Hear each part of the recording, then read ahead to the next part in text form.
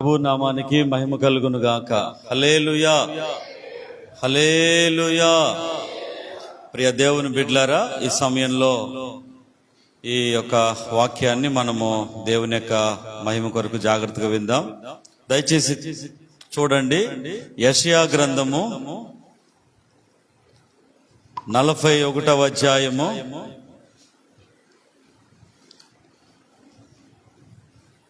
41వ అధ్యాయము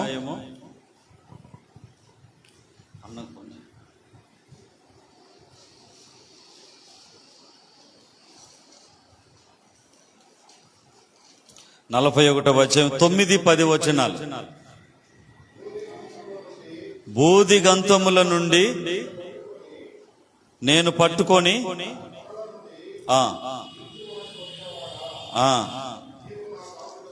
నీవు నా దాసుడవనియు నేను నిన్ను ఉపేక్షింపక ఏర్పరచుకొంటిననియు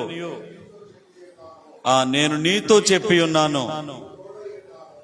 నీకు తోడై ఉన్నాను, భయపడకుము, నేను నీ దేవుడనై ఉన్నాను, దిగులు పడకుము, నేను నిన్ను బలపరుతును, నీకు సహాయము చేయవాడను నేనే. ఇది మనకి ఇంపార్టెంట్. నీతి అను నా దక్షిణ హస్తముతో నిన్ను ఆదుకొందును. ప్రభుకి మహిమ కలుగును గాక. అన్న లాస్ట్ వర్డ్ మీరు ఇంకోసారి గట్టిగా చదవండి. ఏమనుంది అక్కడ? నీతి అను నా దక్షిణ హస్తముతో నిన్ను ఆదుకొందును. దేవుడు మాట్లాడుతున్నాడు. ప్రియ దేవుని బిడ్డలారా, ఈరోజు దేవుడు మనకిచ్చిన వాక్యం ఏమిటంటే నిన్ను ఆదుకుంటాను అని మాట్లాడుతున్నాడు. ఆమేన్ చెప్పండి. హల్లెలూయా. నిన్ను ఆదుకుంటాను. ఈరోజు దేవుని మందిరానికి వచ్చి మీరు కడుపు నిండా ఏ వాక్యం మీరు తీసుకుపోతున్నారంటే నిన్ను ఆదుకుంటాను అని దేవుడు మాట్లాడుతున్నాడు. ప్రియ దేవుని బిడ్డలారు, ఇప్పుడు ఎవరైనా కూడా అయ్యా మీకు తోడుగా ఉంటాము, మిమ్మల్ని ఆదుకుంటాము అని అంటే చాలా సంతోషంగా ఉంటుంది. వాళ్ళు ఆదుకోంది ఆ తర్వాత కానీ కనీసం ముందు ఒక మాట, అయ్యా మీకు తోడుగా ఉంటాం, మిమ్మల్ని ఆదుకుంటాం, మీకు ఏదైనా ఇబ్బంది వస్తానంటే చాలా ఆనందం వేస్తుంది. ప్రియులారా, ఇక్కడ మన దేవుడు ఏమంటున్నాడంటే నీతి అను నా దక్షిణ హస్తముతో. దక్షిణ హస్తం అంటే ఎడం చేయి కాదు, కుడి చేయి. హల్లెలూయా చెప్పండి. నీతి అను నా దక్షిణ హస్తముతో నిన్ను ఆదుకుంటాను అని మాట్లాడుతున్నాడు. ప్రియ దేవుని బిడ్డలారా, బాగా ఆలోచించండి. ఇప్పుడు వాస్తవంగా మనం చిన్నపిల్లలుగా ఉన్నప్పుడు మన తల్లిదండ్రి మనకే కష్టం వచ్చినా మనల్ని ఆదుకుంటారు. వాళ్ళు ఏ ఇబ్బంది వచ్చినా, ఏ బాధ వచ్చినా, రోగం వచ్చినా, రోత వచ్చినా, ఏమొచ్చినా వాళ్ళు నిద్రాహారాలు మాని అప్పో చేసి కష్టపడి ఏదన్నా బాధలు పడి మనల్ని ఆదుకుంటారు. ఎందుకంటే బిడ్డ ఇబ్బందిలో అనారోగ్యంలో ఉంటే వాళ్ళు చూస్తూ ఉండరు కదా. అదే ఆ తల్లిదండ్రి ముసలివాళ్ళు అయిపోయి చేతగాని స్థితిలోకి అయిపోయి కొంతమంది ఆ తల్లిదండ్రులు పరలోకానికి వెళ్ళిపోయి ఇప్పుడు మనకి ఎవరు ఆదుకుంటారు, ఎవరు ఆదరిస్తారు, ఎవరు తోడుంటారు? మన కష్టములో, మన ఇబ్బందిలో, మన శోధనలో, మన సమయాల్లో మనల్ని ఎవరు ఆదుకుంటారంటే దేవుడు మనలను ఆదుకుంటానని మాట్లాడుతున్నాడు. ఆమేన్ చెప్పండి. అందుకే ఇక్కడ రాయబడింది, నిన్ను ఆదుకుంటాను, నా కుమారుడా నిన్ను ఆదుకుంటాను, నా కుమార్తె నిన్ను ఆదుకుంటాను. చూడండి ఎంత ఆదరణకరమైన మాట ఇది ప్రియులారా. ఇప్పుడు నా జీవితంలో ఇప్పుడు గత 27 దాదాపు 28 సంవత్సరాలుగా నేను ఈ సేవలో ఉన్నాను. ఇంకో 2 ఏళ్ళు పోతే 30 ఏళ్ళు అవుతుంది. అయితే ఈ సేవా పరిచర్యలో అనేక సమయాల్లో దేవుడు నన్ను ఆదుకున్నాడు. అనేక కష్టాల్లో దేవుడు నాకు తోడుగా ఉన్నాడు. ఆయన నన్ను ఆదుకోమట్టే ఈరోజు నేను ఇలా ఉన్నాను. మిమ్మల్ని అందరినీ కూడా దేవుడు అనేక విషయాల్లో ఆదుకున్నాడు. మీరు ఒక్కొక్కరిని గనక సాక్ష్యం మీరు మొదలు పెడితే, మీ బాధల్లో మీ కష్టాల్లో దేవుడు మీకు అనేక సమయాల్లో ఆదుకున్నాడు. దేవుడు ఆదుకునే దేవుడు ప్రియులారా, పడదోసే దేవుడు ఎంత మాత్రమో కాదు ప్రియులారా. పరిశుద్ధ గ్రంథంలో వీళ్ళను పడదోశాడని ఒక్కరిని చూపిండి. దేవుడు వీళ్ళని పడదోశాడు, దేవుడు వీళ్ళని పడగొట్టాడు, దేవుడు వీళ్ళని చెడగొట్టాడు. ఒక్కరిని చూపిండి, ఒక్కరిని చూపిండి.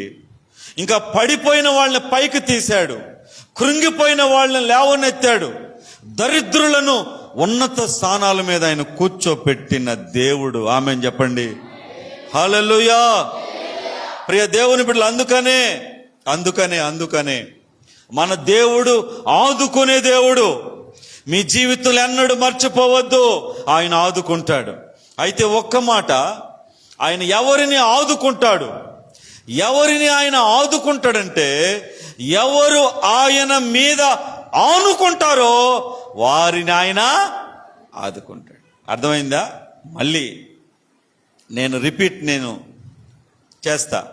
ఎవరైతే ఆయన మీద ఆనుకుంటారో, ఎవరు ఆయన మీద ఆనుకుంటారో వారిని ఆయన ఆదుకుంటాడు. ఆయన్ని వదిలిపెట్టి ఎవరు వెళ్ళిపోతే, ఆయన్ని దూరం చేసుకుంటే, ఆయనకి దూరం అయిపోతే, ఆయన్ని వద్దనుకుని పక్కకి వెళ్ళిపోతే, అలాంటి వారి సంగతి ఏమో కానీ ఆయన మీద ఆనుకున్న వారికి ఆయన ఖచ్చితంగా వారిని ఆదుకుంటాడు. ఇప్పుడు మీరు కొంతమంది కుర్చీలో మీరు కూర్చున్నారు, మీరు వెనక ఆనుకున్నప్పుడు మీ శరీరానికి ఎంతో రిలాక్స్గా విశ్రాంతిగా ఉంది. అలాగే దేవుని మీద మీరు ఆనుకోవాలి. అందుకే బైబిల్లో ఎవని మనస్సు ఆయన మీద ఆనుకొనునో వానిని పూర్ణ శాంతి కల దానిగా నేను చేస్తానంటున్నాడు. పూర్ణ శాంతి అంటే, అయ్యా నాకు ఇప్పుడు ఏ బాధలు లేవు, ఏ కష్టాలు లేవు, ఏ ఇబ్బంది లేదు, ఏ ఇరుకు లేదు, ఏ కొదువ లేదు, ఏ కొరత లేదు, నేను పూర్ణ శాంతి కలిగిన వాడిగా దానిగా నేను ఉన్నానని చెప్పే విధంగా దేవుడు నిన్ను చేస్తాడు. ఆమేన్ చెప్పండి. అలా నిన్ను దేవుడు చేయాలంటే వినాలి బాగా, నువ్వు ఆయన మీద ఆనుకోవాలి. ఆయన మీద ఆనుకోవడం అంటే ఏంటి పాస్టర్ గారు? ఆయన మీద ఆధారపడు. ఆయన మీద ఏం చేయాలమ్మా?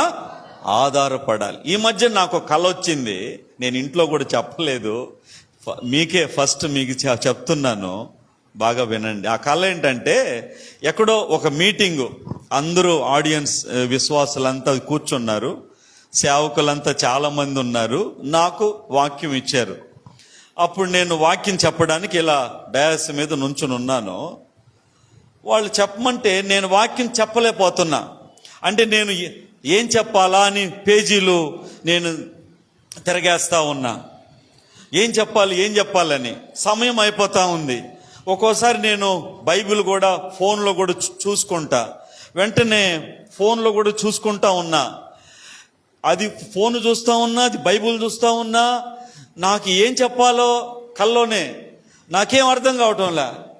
నాకు అనిపిస్తూ ఉంది, ఏమని, వీళ్ళు వాక్యం చెప్పమని నన్ను చెప్పారు, నేను ఇక్కడ నుంచున్నాను, ఇక్కడ నేను వీళ్ళకి నేను చెప్పలేకపోతున్నాను, ఏమనుకుంటారో ఏమో, సమయం అయిపోతుంది అంటే 5 నిమిషాలు 10 నిమిషాలు అయిపోతుంది, అందరూ గమ్మగున్నారు, నేనేమో నేను పేజీలు నేను తిరగేయటం అయిపోతా ఉంది.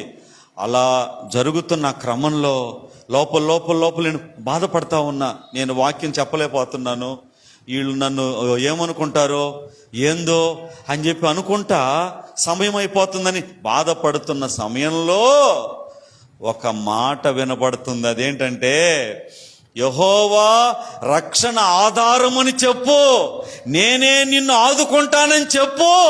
2 మాటలు దేవుడు చెప్పాడు. హల్లెలూయా చెప్పండి. యెహోవాయే ఆధారమని చెప్పు, ఆయనే నిన్ను ఆదుకుంటాడని చెప్పు. రెండు మాటలు. అంటే నేను ఏం చెప్పాలని పేజీలు నేను తిరగేస్తూ ఉన్నాను. ఆ సమయంలో నాకు సమయం అయిపోతా ఉంది.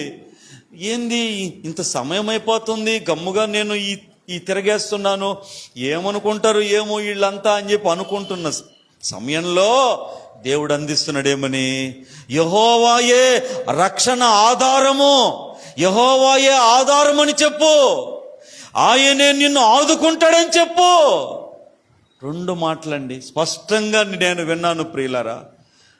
ఆ తర్వాత నాకు ఇప్పటికీ ఆ దర్శనము, ఆ కళ నాకు ఎంత ఆనందం వేస్తుందంటే నిజంగా చాలా సంతోషం వేసింది. అవును ప్రియులారా, ఆయనే మనకు ఆధారం. ఎవరైతే ఆయన మీద ఆధారపడతారో వారిని దేవుడు చెప్పండి ఆదుకుంటాడు. ఆమెను చెప్పండి. ఆయన్ని విడిచి వెళ్ళిపోతే, ఆయనకు దూరం అయితే, ఆయన కాదనుకుంటే అలాంటి వారిని దేవుడు ఆదుకోడు. ఆయన మీద ఆధారపడితే, అందుకే ఎవని మనస్సు ఆయన మీద ఆనుకొనునో వారిని దేవుడు పూర్ణ శాంతి గలవారిగా, అంటే సంపూర్ణమైన నెమ్మది గలవారిగా ఆయన చేస్తాడు. ఈరోజు అన్ని కలవరాలే కదా, అన్ని కలహాలే కదా, అన్ని ఇబ్బందులే కదా, అన్ని టెన్షన్లే కదా. ప్రియ దేవుని బిడ్డలారా, బాగా ఆలోచించండి. లగేజీ తగ్గించుకోండి, అప్పుడు మనసు నెమ్మదిగా ఉంటుంది. స్తోత్రం చెప్పండి గట్టిగా. లగేజ్ అంటే ఏందమ్మా? ఇప్పుడు ఎక్కడికైనా ప్రయాణం వెళ్తున్నాం అనుకో, ఒక 4 బ్యాగులు, 4 సూట్ కేసులు, 4 సంచులు, నెత్తి మీద ఒక మూట పెట్టుకుంటే ప్రయాణం మనం చేయగలమా? ఎవరైనా చూసి ఏందయ్యా ఇది ఇన్ని పెట్టుకున్నావు నువ్వు, ఏదైనా 1-2 పెట్టుకుంటారు, ఏంది ఇల్లంతా నేను నెత్తిన పెట్టుకుపోతున్నావు, వెళ్ళగలవా, గమ్యస్థానం చేరగలవు అంటారా లేదా? ఈరోజు మనుషులకి విస్తారమైన కోరికలు, విస్తారమైన ఆశలు, విస్తారమైన అదుపులేని కోరికలు, ఇవన్నీ లగేజీవి. ఎంత లగేజీ మనిషికుంటే అతను గమ్యాన్ని చెప్పండి చేరలేడు. దేవుడు నీకు ఇల్లు ఇచ్చాడు, సంతోషపడు. దేవుడు నీకు ఒక ఆధారం ఇచ్చాడు, ఆనందించు. దేవుడిని ఒక మార్గాన్ని చూపాడు, ఆ మార్గంలో పయనించు. 100 మార్గాలు కావాలి, 100 ఆలోచనలు చేయాలి, 100 ఆశలు కావాలి. ఎందో ఇక్కడే మనం 100-200 సంవత్సరాలు ఉన్నట్టు.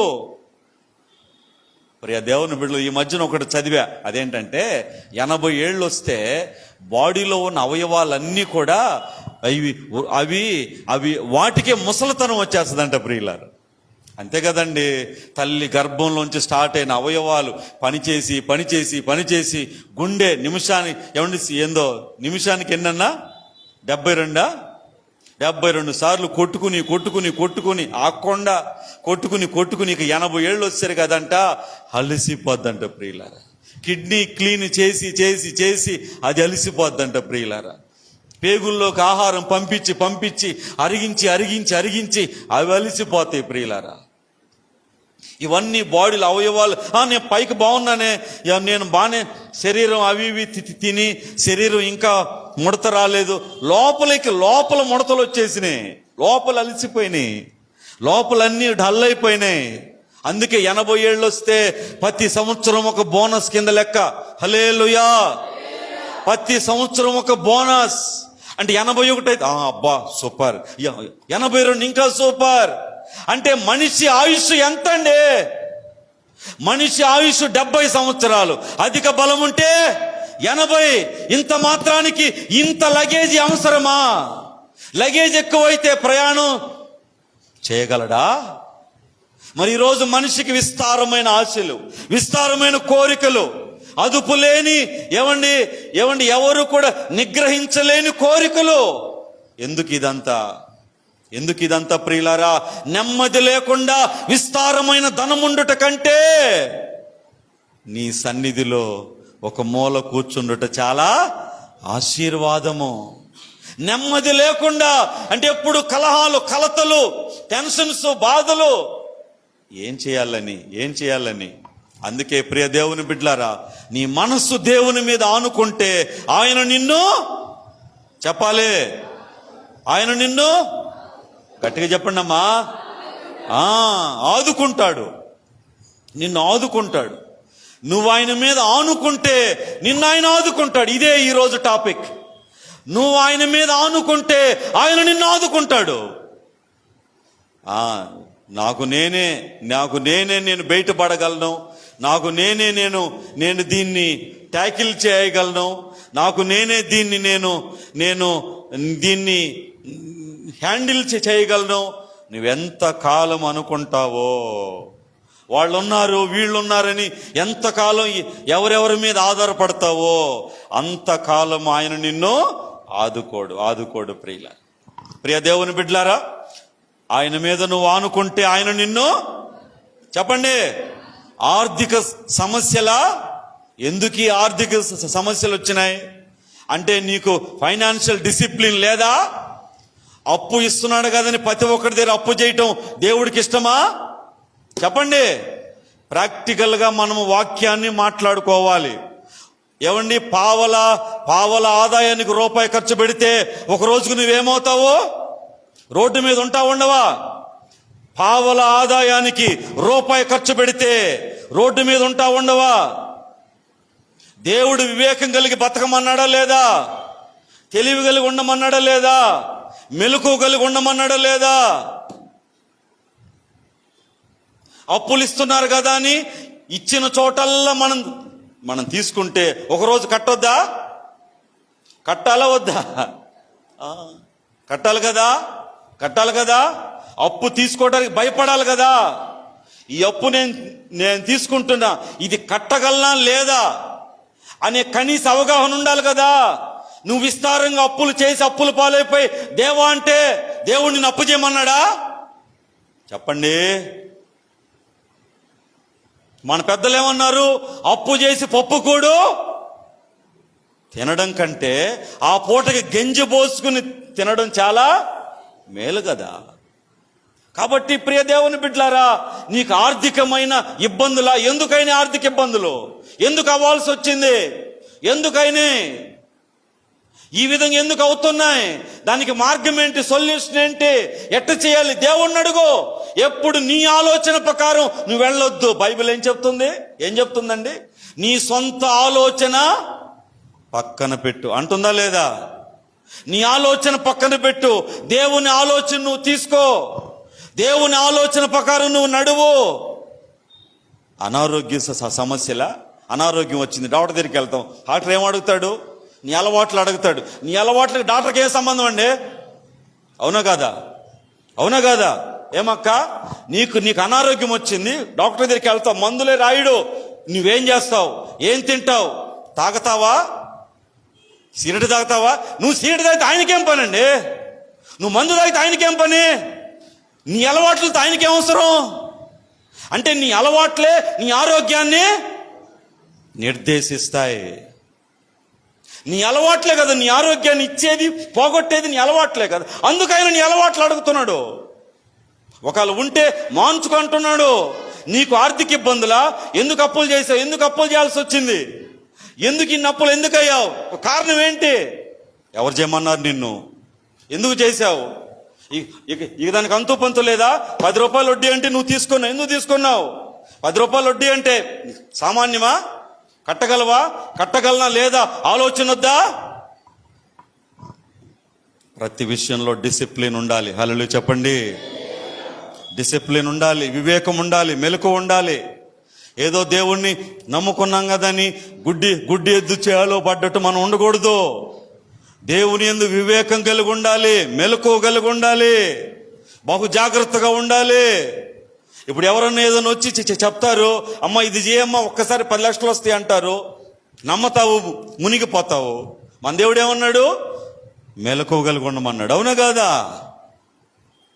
కాబట్టి ప్రియ దేవుని బిడ్డలారా, ఆయన మనల్ని ఆదుకుంటాడు, ఖచ్చితంగా ఆదుకుంటాడు, ఆదుకుని తీరతాడు అంతే. అయితే నీవేం చేయాలి? ఆయన మీద ఆధారపడాలి. హల్లెలూయా చెప్పండి. నీ సొంత జ్ఞానం మీద, నీ సొంత తెలివి మీద, నీ సొంత ఆలోచనల మీద, నీ సొంత మనసు చెప్పినట్టుగా నువ్వు చేయకూడదు. దేవుని మీద ఆధారపడు, దేవుని మీద ఆనుకో. ప్రభు నీకు తప్పకుండా సహాయము చేస్తాడు ప్రియులారా, ఆయన చేస్తాడు ప్రియులారా.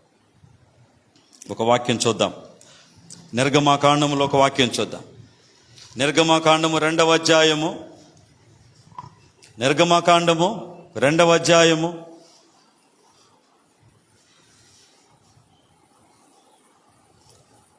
23-24 వచనాలు. అలాగున అనేక దినములు జరిగిన మీదట ఐగుప్తు రాజు చనిపోయాను. ఇశ్రాయేలీలు తాము చేయుచున్న వెట్టి పనులను బట్టి నిట్టూర్పులు విడుచుచు, వాళ్ళు ఏం చేస్తారు, వాళ్ళు మొర్ర పెట్టుచుండగా తమ వెట్టి పనులను బట్టి వారు పెట్టిన మొర్ర దేవుని యొద్దకు చేరెను. కాగా దేవుడు వారి మూలుగులు విని అబ్రహాము, ఇస్సాకు, యాకోబులతో తాను చేసిన నిబంధనను, దేవుడు స్తోత్రం కలుగును గాక. ఇశ్రాయేలీలు ఫరో అనే భయంకరమైన రాజు చేతిలో విలవిలలాడిపోతున్నారు. చేసిన పనికి కూడా కూలి ఇవ్వడం లేదు. వాళ్ళను ఎంతో ఇబ్బంది పెడుతున్నాడు. ఒక నిప్పుల కొలిమిలో వాళ్ళని పెట్టినట్టుగా వాళ్ళని బాధిస్తున్నాడు, హింసిస్తున్నాడు. అలాంటి భయంకరమైన స్థితిలో ఇశ్రాయేలీలు దేవునికి మొర్ర పెట్టారు, దేవుని వైపు చూశారు, మూలిగారు ప్రియులారా. ఆ మధ్యన ఒకటి దగ్గరికి వెళ్ళా, ఒక అతని దగ్గరికి. అతను మూలగుతున్నాడు. ఏంటంటే జ్వరం 105 వస్తే ఇక అతను మూలక్క మాట్లాడతాడా? మూలగుతున్నాడు. మనకి బాధ శరీరంలో ఎక్కువైపోతే ఇక మాట్లాడలేము, మనం మూలగుతాం ప్రియులారా. వీళ్ళు కూడా మూలిగారు. ఆ విధంగా వాళ్ళు మూలిగి దేవుని వైపు చూశారు, దేవుని మీద ఆధారపడ్డారు. దేవుడు వాళ్ళ మొర్ర విని, వాళ్ళ మూలుగులు విని దైవజనుడైన మోషేను పంపించి అద్భుతముగా వారిని విడిపించాడు. దేవుడే తలుచుకోకపోతే, దేవుడు విడిపించకపోతే ఇశ్రాయేలీలు ఫరో చేతిలో నుంచి విడిపించబడే వాళ్ళు కాదు. అంటే దీని అర్థం ఏంటి? దేవుడు వాళ్ళని ఆదుకున్నాడు. ఈరోజు దేవుడు నిన్ను ఆదుకుంటాడు. నీకు మంచి పని ఇస్తాడు, మంచి పని చూపిస్తాడు, ఆరోగ్యం ఇస్తాడు, ఆహారం పెడతాడు, క్షేమాన్ని ఇస్తాడు, జత లేదు జత ఇస్తాడు, ఇల్లు లేదు ఇల్లు ఇస్తాడు, సమస్తం నీకు సహాయం ఆయన చేస్తాడు, నీకు ఆదుకుంటాడు. నువ్వేం చేయాలి? ఆయన మీద ఆనుకోవాలి. ఆయన మీద నువ్వు ఆనుకోవాలి. ఇశ్రాయేలీలు దేవుని మీద ఆనుకున్నారు, దేవుని మీద ఆధారపడ్డారు. ఈరోజు ప్రియ దేవుని బిడ్డలారా, నీవు దేవుని మీద ఆధారపడి నువ్వు దేవుని మీద ఆనుకుంటే తప్పకుండా దేవుడు నిన్ను ఆదుకుంటాడు. అవునండి. కొంతమంది డబ్బులు లేనప్పుడు దేవుని మీద ఆధారపడతారు, డబ్బులు వచ్చినాక దేవుని మీద ఆధారపడరు. అవునా కాదా? ఇది మంచిది కాదు. డబ్బులు 10 కోట్లాడున్నా నువ్వు దేవుని మీద ఆధారపడాలి. ఆమెన్ చెప్పండి. నీ దగ్గర ఎంత డబ్బు ఉన్నా, ఎంత పెద్ద కారు ఉన్నా, ఎంత పెద్ద బిల్డింగ్ ఉన్నా దేవుని మీద నువ్వు ఆధారపడాలి. దేవుని మీద నువ్వు ఆధారపడాలి. దావీదేమంటున్నాడు? యుద్ధము యెహోవాదే. మరి యుద్ధము గెలిచి గొల్యాతును ఓడించి రాజైన తర్వాత కూడా ఏమంటున్నాడు? కొందరు రథములను బట్టి, కొందరు గుర్రములను బట్టి అతిశయిస్తారు, నేనైతే నా దేవుడైన యెహోవాను బట్టి నేను ఆనందిస్తానంటున్నాడు. అంటే రాజు అవ్వకముందు ఒకే రీతిగా ఉన్నాడు, రాజు అయిన తర్వాత కూడా.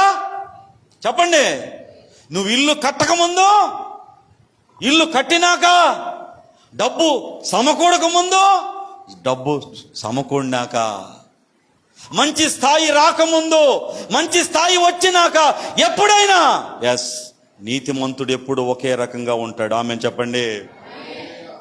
అటు ఇటుగా వచ్చేవాడు రంగులు మారుస్తాడు కానీ యథార్థవంతుడు యథార్థవంతుడే.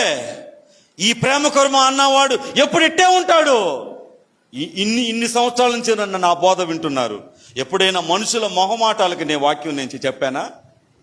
పెద్ద పెద్ద సభల్లో నేను మాట్లాడినప్పుడు ఇదే ఇదే ఇదే ఫోర్స్తో చెప్పానా? వాళ్ళకి వీళ్ళకి ఏమండి మొహమాటాలుగా నేను వాక్యించి చెప్పానా? ప్రియ దేవుని బిడ్డలారా, బాగా ఆలోచించండి. మన దేవుడు యథార్థవంతుడు. యథార్థవంతుల్ని మన దేవుడు ఆశీర్వదిస్తాడు. ఆమెన్ చెప్పండి. మళ్ళీ ఆమెన్ చెప్పండి.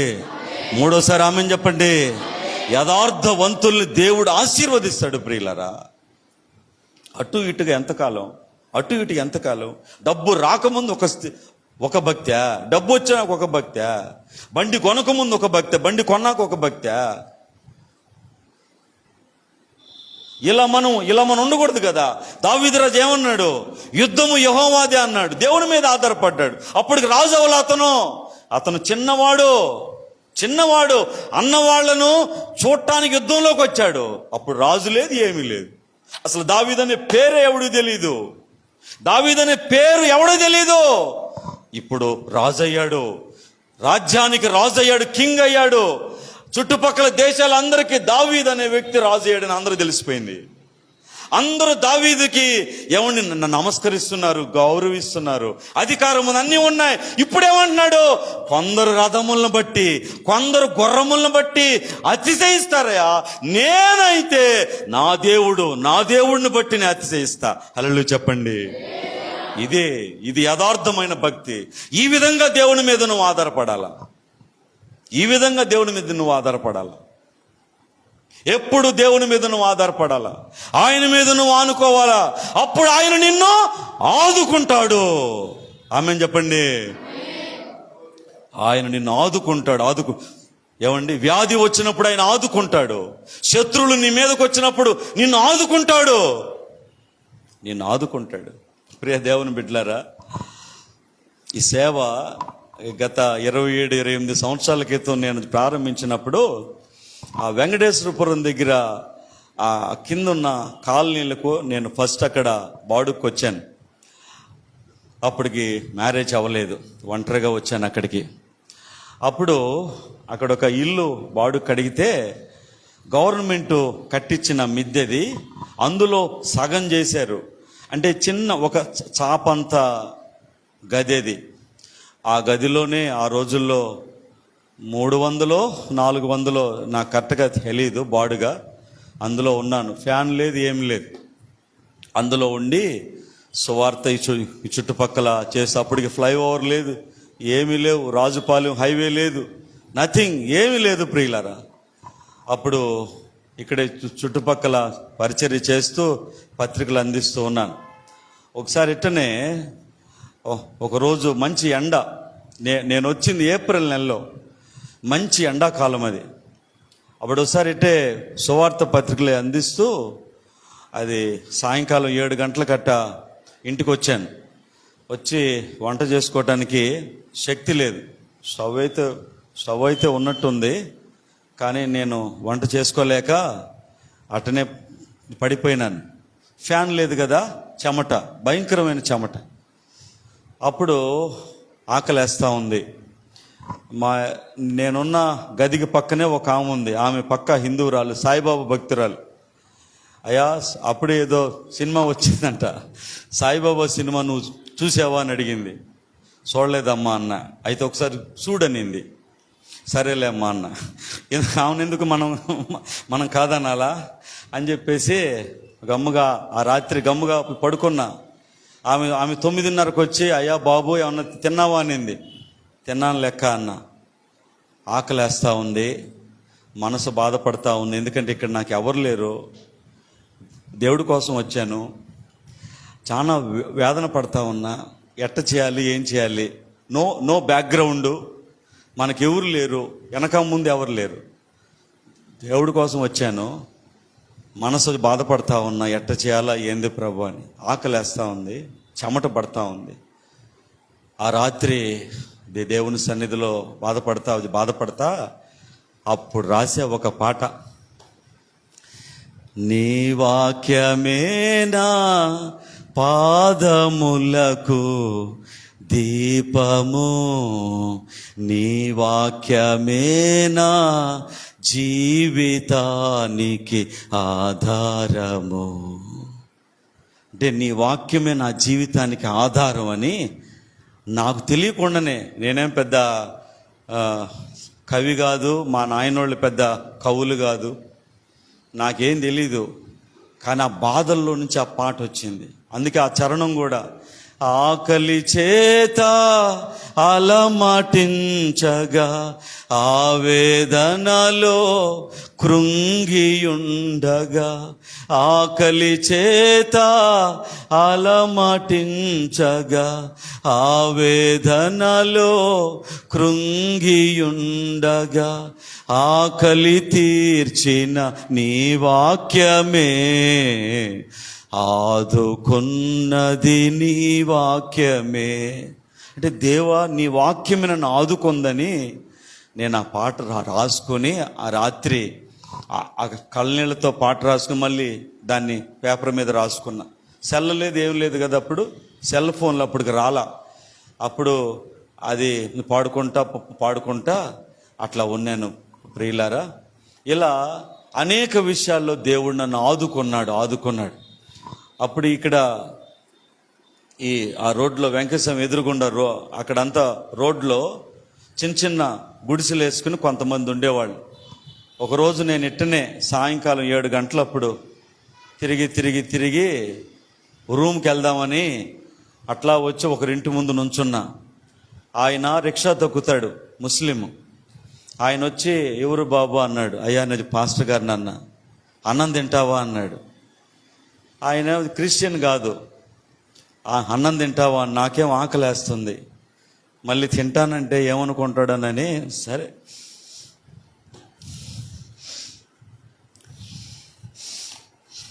తింటామని చెప్పా.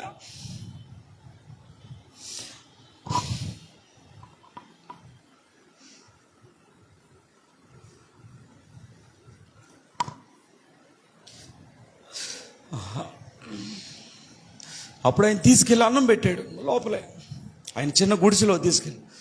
పాప మా అక్క పప్పుచారు వేడిగా అన్నం పెట్టింది, తిన్నా. ఇప్పుడు వాళ్ళ కుటుంబం చాలా దేవుడు గొప్పగా దీవించాడు. వాళ్ళ పిల్లలు అంతా మంచి మిద్దెలు కట్టుకొని బాగున్నారు. నాకు ఎప్పుడన్నా ఎదురొస్తుంటాడు ఆయన, అన్న నువ్వు నాకు అన్నం పెట్టావన్నా అంట. భలేవాళ్ళు సార్, అదేంది అంటాడు. అంటే దేవుడు నన్ను ఆ విధంగా ఆదుకున్నాడు.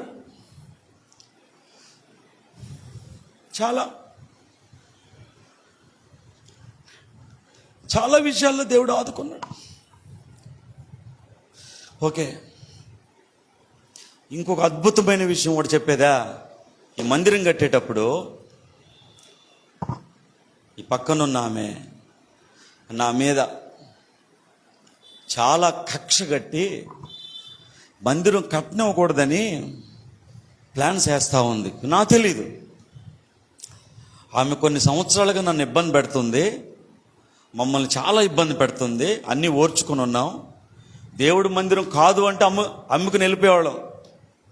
కానీ దేవుడు మందిరం, దీన్ని నమ్మేదానికి నాకు నా బిడ్డలకి ఎట్టి అధికారమో ఉందా? లేదు. దీన్ని నమ్మేదానికి, సొమ్ము చేసేదానికి, ద్రవ్యంగా మార్చేదానికి నాకు నా బిడ్డలకి ఎవడికి అధికారం లేదు. అప్పుడు ఆమె నన్ను చాలా సంవత్సరాలుగా ఇబ్బంది పెడుతుంది. ఇబ్బంది పెట్టి ఏం చేసిందంటే, నేను పాత మందిరం తీసి మందిరం కట్టాలని స్టార్ట్ చేశా. నా దగ్గర ఉన్న కొంచెం డబ్బులతో స్టార్ట్ చేసినప్పుడు వినండి బాగా, వెరీ ఇంట్రెస్టింగ్ ఇది. కరెక్ట్గా ఈ మందిరానికి ఎదురుగుండా 100 అంకణాలు brandy shop owner Gadiraju Bhaskar, ఇప్పటికీ ఉన్నాడు. అతను బలిజోళ్ళు, అతను మంచి పలుకుబడి. బ్రాందీ షాప్ ఓనర్ అంటే మీకు తెలియందా? ఈ వెళ్ళి అతను పట్టుకుంది. ఇతను మంచి పెద్ద మందిరం కట్టేస్తున్నాడు, మనకి మందిరం కడితే చుట్టుపక్కల ఇబ్బంది, దీన్ని ఆపాలనింది. అప్పుడు వాళ్ళిద్దరూ మంచి సావాసం ఏర్పడి అతనేం చేశాడు, మంచి ప్లాన్ ఇచ్చాడు. ఈ చుట్టుపక్కల అందరి చేత బలిజోళ్ళంతా వాళ్ళు నాకు మంచి మంచి మిత్రులే, కానీ ఈ బలిజేతను పోయి వాళ్ళని అడిగేసరికి నా మిత్రత్వం పోయింది. ఎందుకంటే వాళ్ళు ఒకటే కదా, అర్థమైందా? అప్పుడు వెంటనే సంతకాలు పెట్టేశారు, అంత రిపోర్ట్ రాసి స్పందనలు ఇచ్చేశారు. అప్పుడు ఆర్డీఓ వచ్చాడు, అధికారులు వచ్చారు, ఆపేశారు, నోటీస్ ఇచ్చారు, కట్టమాకని. అయిపోయిందా? అప్పుడు నేను వినాలి, నేను ఎవరికన్నా చెప్తే వాడా గాదిరాజు భాస్కర్ ఉన్నాడు ఇందులో, ఏంది సార్ నువ్వు అట్లాంటి అతన్ని మనం ఎదుర్కోవాలంటే ఇక అది అయ్యే పనేనా, వాడు అసలు అలివిగానుడు అంటా ఉన్నారు అందరూ. అతనున్నాడు ఇందులో, అతను మంచి పలుకుబడి కోటీశ్వరుడు, డబ్బులు ఉండేవాడు. అతనుంటే నువ్వేం చేస్తావు పాస్టర్ గారు, ఎవడు చెప్పినా ఈనేవాడు కాదు అతను అంటున్నారు. ఈమెది అంటంలే, అతను అంటున్నారు.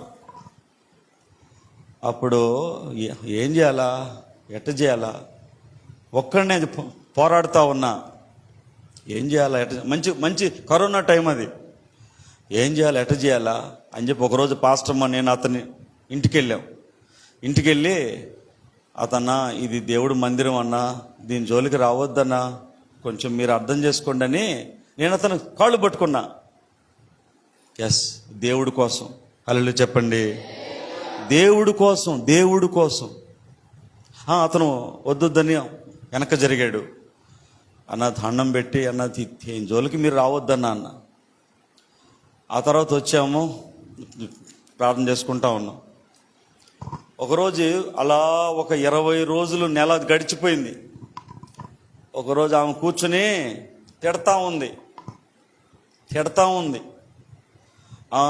నన్ను ముంచేశారు, నన్ను వదిలిపెట్టేశారు, నన్ను రెచ్చగొట్టారు, ఇప్పుడు నన్ను వదిలేశారు, నేను పోరాడలేనా, నేను చేయలేనా అంటా ఉంది. ఎవరు వదిలేశారు, ఎవరు ముంచారు, ఎవరు వదిలేశారు ఏందని చెప్పి ఆలోచించి అప్పుడు ఆ తర్వాత ఎంక్వైరీ చేస్తే వాళ్ళు ఈమెని వదిలేశారు. సోదరం చెప్పండి గట్టిగా. అమ్మా, నీ పద్ధతి బాగలేదు, నువ్వేదో పగం నీ మనసులో పెట్టుకొని మమ్మల్ని అడ్డం పెట్టుకొని పాస్టర్ గారి మీద నీ కక్ష తీర్చుకుంటున్నావు నువ్వు, కాబట్టి మేము ఇందులోకి. అప్పుడు ఆ తర్వాత పంచాయతీ సెక్రటరీ, ఈ పిక్చర్లో అతను కూడా ఒకడు ఉన్నాడు. అతనేమన్నాడంటే, అయ్యా పాస్టర్ గారు, మీ దేవుడు మీకు చేసిన గొప్ప మేలు ఏంటంటే వాడు ఇందులోంచి సైడ్ అయిపోవటం. హల్లెలూయా చెప్పండి. ఈమె తీసేయి. వాడు ఇందులోంచి సైడ్ అయిపోవటం మీ దేవుడు మీకు చేసిన. ఇప్పుడు చెప్పండి, ఏమన్నా దేవుడు ఆదుకున్నాడు లేదా?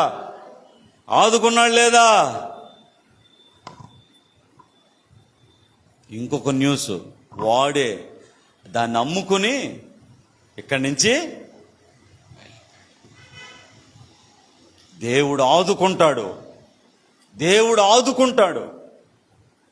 ఆయన మీద ఆధారపడితే ఆయన ఏం చేస్తాడు, ఆదుకుంటాడు. ఎప్పుడైతే వీళ్ళందరూ సైడ్ అయిపోయారో,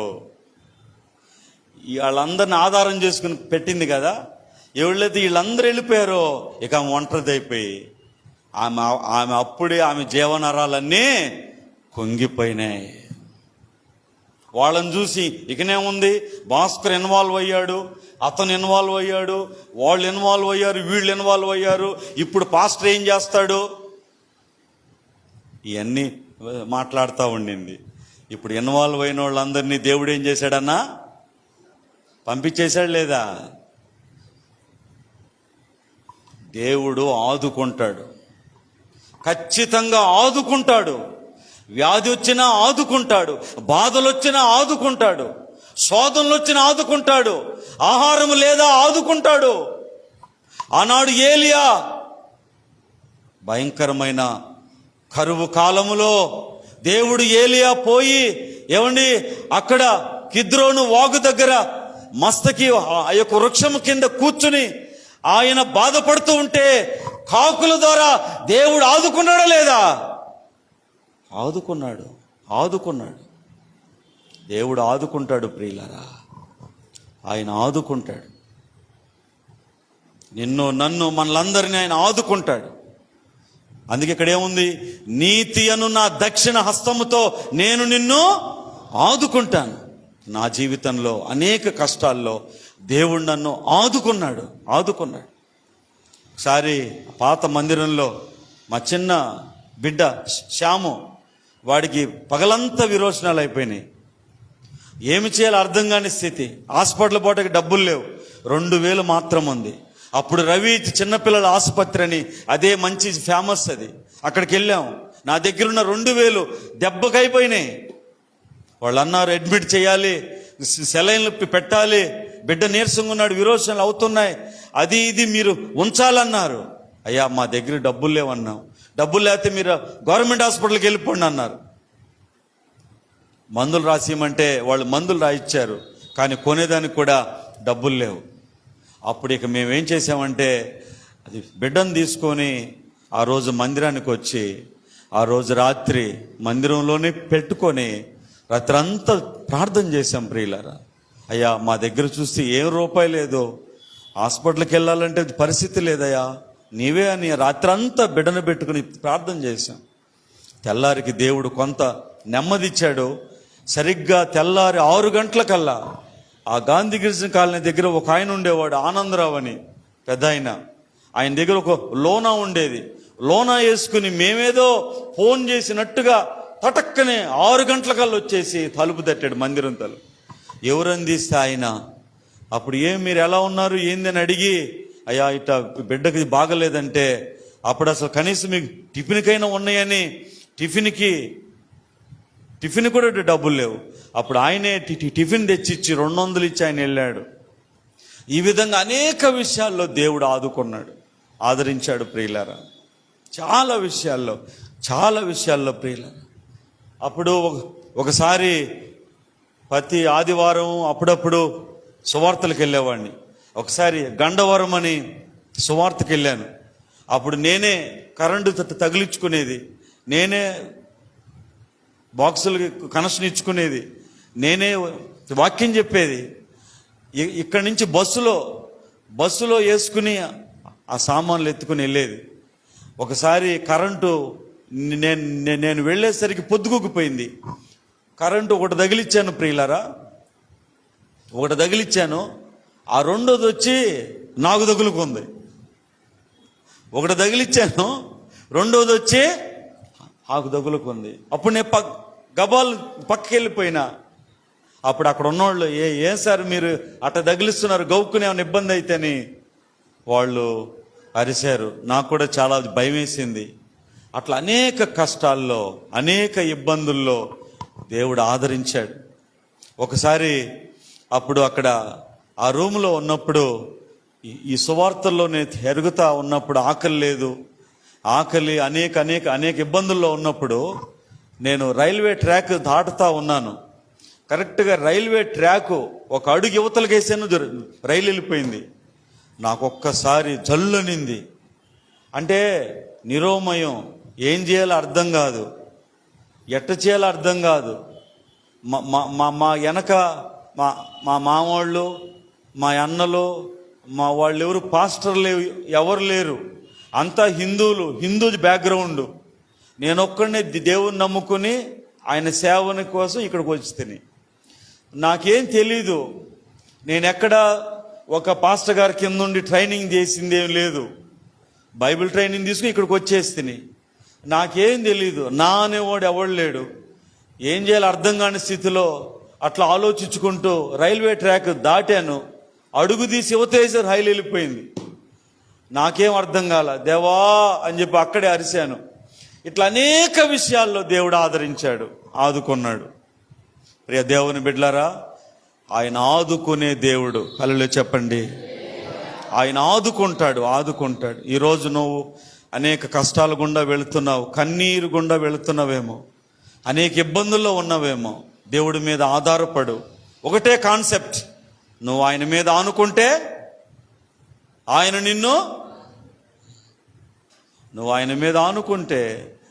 నిన్ను ఆదుకుంటాడు. కాబట్టి నువ్వు ఆయన మీద ఆధారపడితే ప్రభు నిన్ను ఆశీర్వదిస్తాడు. మీరు ఒక్కసారి థర్డ్ ఐ, మీ మూడో కన్ను ఏదంటే మూడో కన్నుని వాళ్ళు అంటారు, మనం ఏమంటామో మనోనేత్రాలు అంటాం, అవునా కదా? మీ మనోనేత్రాలు మీరు తెరచి ఈ మందిరం, ఈ సంఘ సభ్యులతో ఈ మందిరం కట్టడం సాధ్యమా? చెప్పండి. దేవునికి సాధ్యమైంది. అంటే విశ్వాసానికి పరీక్ష. దేవుని మీద ఆధారపడి మొదలుపెట్టినప్పుడు ఎన్ని ఇబ్బందుల్లో, ఇన్ని కష్టాల్లో, ఇంత పోరాటంలో ఎవరి దగ్గర ఒక్క రూపాయి ఆశించకుండా ఈ మందిరం దేవుడు కట్టించాడు.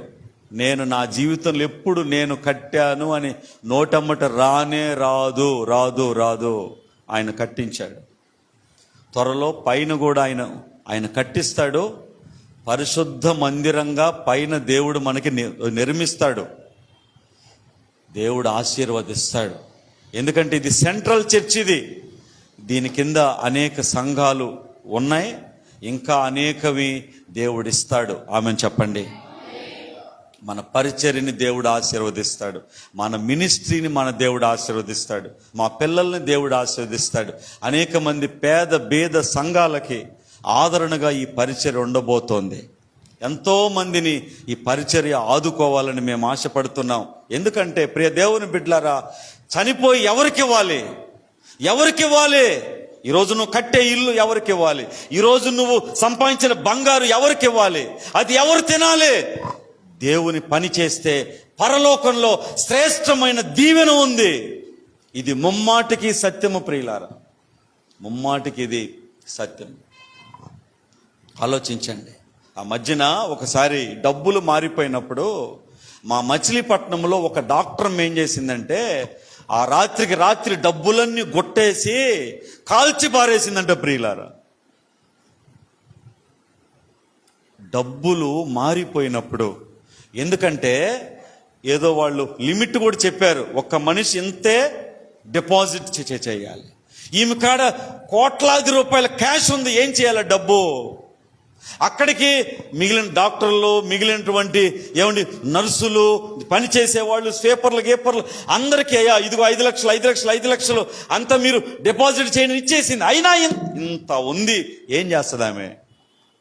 ఇన్కమ్ ట్యాక్స్ వాళ్ళు పట్టుకుంటే ఈమె లోపలికే పోతుంది కదా. అందుకని ఆమె ఏం చేసింది? కాల్ చేసింది. ప్రసవం అయ్యే వాళ్ళని కూడా ఆపరేషన్లు చేసి 10,000తో పోయేది 1,00,000 రూపాయలు ఆమె తీసుకొని చివరాఖరికి ఏం చేసింది? ఆ డబ్బు కాల్చి వేసింది. నేను ఒకసారి మా సొంత అక్క ఆ యొక్క హాస్పిటల్ ఆపరేషన్కి పోతే అక్కడికి ఒక ఆమె వచ్చి ఆమె చెప్పింది, అమ్మ అయ్యా ఈ డాక్టర్ ఏం చేసిందో మీకు తెలుసా అని. ఏం చేసింది? డబ్బులన్నీ కాల్చేసింది. ఈరోజు ఆ ధనవంతుడు కూడా ఇక నీకేమి, కొట్లు కట్టించి ధాన్యము సమకూర్చి బస్తాలు వేసేసి ఉన్నా, డబ్బు ఇదిగో బంగారు అంతా ఉంది, ప్రాణమా తినుము తాగుము. తింటదా? తాగుతుందా? ప్రాణం ఉంటుందా? మన దేవుడు అంటున్నాడు, అయ్యా అని కూడా అనలా. ఓ వెర్రివాడా, ఈ రాత్రి నీ ప్రాణం అడుగుతున్నా. ప్రియ దేవుని బిడ్డలారా, బాగా ఆలోచించండి. ఈ రాత్రి అడుగుతున్నా, నీవు సంపాదించింది ఎవరికి ఇస్తావు? అందుకనే దేవుని పని చేయాలి, దేవునికి మనం ఖర్చు పెట్టాలి, దేవుని కోసం ప్రయాసపడాలి, దేవుని కొరకు మన విత్తనాలు విత్తాలి. అది మన పిల్లలకి దీవెనగా ఉంటుంది. హల్లెలూయా చెప్పండి. దేవుడు నా జీవితంలో ఆయన ఆదుకున్న అనేక విషయాలు, కాబట్టి మిమ్మల్ని కూడా ఇప్పటికి అనేక సందర్భాల్లో దేవుడు ఆదుకున్నాడు. ఇక మీదట కూడా ఆయన ఆదుకుంటాడు. మీరు ఆయన మీద ఆధారపడండి. అప్పుడు దేవుడు మీకు సమృద్ధినిస్తాడు. చివరికి ఒక మాట, మొన్న శుక్రవారం రోజు నేను బుచ్చికి ప్రార్థనకి వెళ్ళి వస్తుంటే తెలియని రీతిగా చిన్న యాక్సిడెంట్ అయింది. ఆ యాక్సిడెంట్లో నా బండి ముందున్నటువంటి అంతా కూడా పగిలిపోయింది. లైట్ ఫెయిల్ అయిపోయింది రేబాల అవతల. అక్కడి నుంచి లైట్ లేకుండానే చీకట్లో రాత్రి 9:30కు వచ్చా. చాలా నిదానంగా భయపడిపోయి, ఎందుకంటే లైట్ లేకుండా ఎలా వస్తామండి. చాలా ఇబ్బంది పడి వచ్చాను ప్రియులారా. అప్పుడు ఆ పరిస్థితుల్లో తెల్లవారు ఏదో మాటల్లో అన్నకి ఏంటంటే మళ్ళీ చెప్పలేదంటాడు అన్న, జూలియస్ అన్న ఇట్లా రాత్రి యాక్సిడెంట్ అయింది అని అంటే, వెంటనే నువ్వు నెల్లూరుకు రా, దాని వరకు నేను బాగు చేపిస్తానన్నాడు. ఆయనే బాగు చేపించాడు.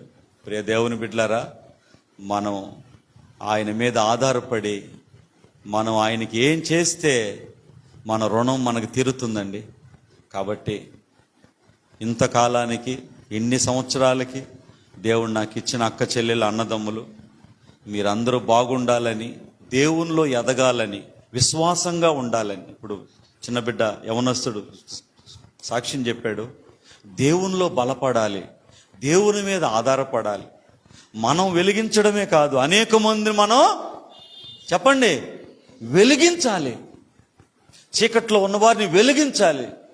అనేకులకి మీ సాక్ష్యం చెప్పాలి. నేను ఎట్ట తాగేవాడిని, ఎట్ట బతికేవాడిని, ఎట్ట ఉండేవాడిని అయ్యా, దేవుడు నన్ను మార్చుకున్నాడయ్యా, నేను అందరి చేత అనిపించుకున్నానయ్యా, నీ దిక్కులేని వాడిని అయిపోయినానయ్యా, ఇల్లు వాకిలు లేకుండా నేను ఎట్టనో ఉన్నానయ్యా, ఈరోజు నాకు ఒక అడ్రస్ ఇచ్చాడయ్యా, నన్ను దేవుడు బతికిచ్చాడయ్యా, లేవనెత్తాడయ్యా, ఇన్ని చేసిన దేవుడు మీకు కూడా ఆయన చేస్తాడయ్యా, రండి మీ సాక్ష్యం చెప్పి అనేకుల్ని వెలిగించండి. అనేకులను దేవుని సన్నిధికి మీరు తీసుకొని రండి. ప్రభు యొక్క కృప అనేకులకు పంచండి. ప్రియ దేవుని బిడ్డలారా, ఆ రీతిగా మిమ్మల్ని అందరినీ దేవుడు ఆశీర్వదించాలని నేను కోరుకుంటున్నాను. ఈరోజు నాకు ఇంకా ఇంకొక ఆనందం ఉంది. ఏంటంటే మన మధ్యలో హన్న అక్క అని ఒక అక్క వచ్చున్నారు. నా సేవ ప్రారంభంలో అక్క ఉన్నారు. ఆమె కూడా మమ్మల్ని ఎంతో ప్రేమించారు, ఎంతో ఆదరించారు. ఈరోజు ఆమె వచ్చారు. దేవుడు ఆమెను, ఆమె బిడ్డలను ఆశీర్వదించాలని నేను కోరుకుంటున్నాను. దేవుడి మాటలు దేవుడు దీవించునుగాక. కళ్ళు మూసుకోండి, మనం ప్రార్థన చేసుకుందాం.